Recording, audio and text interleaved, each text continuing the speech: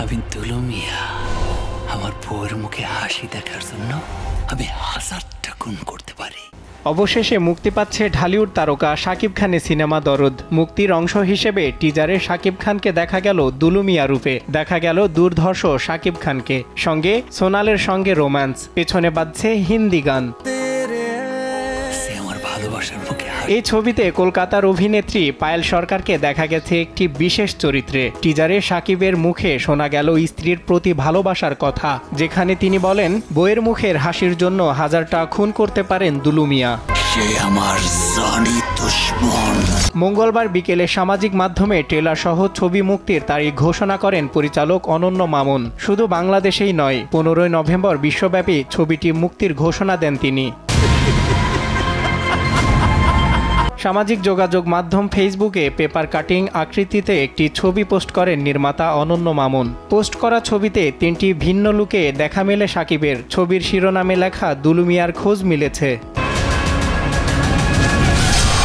সব শিরোনামে লেখা রয়েছে আগামীকাল তাকে জনসমক্ষে আনা হবে। দরদে শাকিবের নাম হবে দুলু মিয়া। এদিকে শাকিব খানও তার ফেসবুকে জানান দরদ ভরা ভালোবাসা নিয়ে আসছে। কিন্তু এখন দেখছি এর আগে দরদ প্রসঙ্গে চলচ্চিত্র সার্টিফিকেশন বোর্ডের অন্যতম সদস্য কাজী হায়াত গণমাধ্যমকে জানিয়েছেন দরদ পাস। গ্রেড সিস্টেম চালু হওয়ার আগ পর্যন্ত অনেকটা বলা যেতে পারে। দরদ প্রেমের ছবি, আমার কাছে অনেক ভালো লেগেছে। দায়িত্বশীল পদে থেকে এর বেশি কিছু বলতে পারবো না।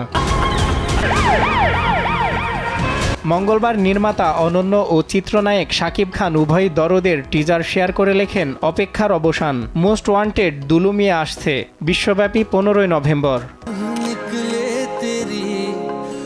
এটি নায়ক শাকিব খানের অভিনীত প্রথম কোনো প্যানেল ইন্ডিয়ান সিনেমা। তার বিপরীতে দেখা যাবে বলিউড অভিনেত্রী সোনাল চৌহানকে।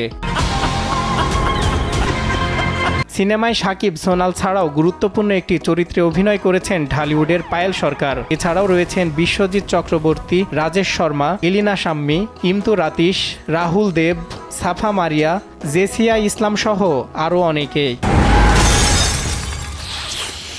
সজল বিশ্বাস, দেশ টিভি।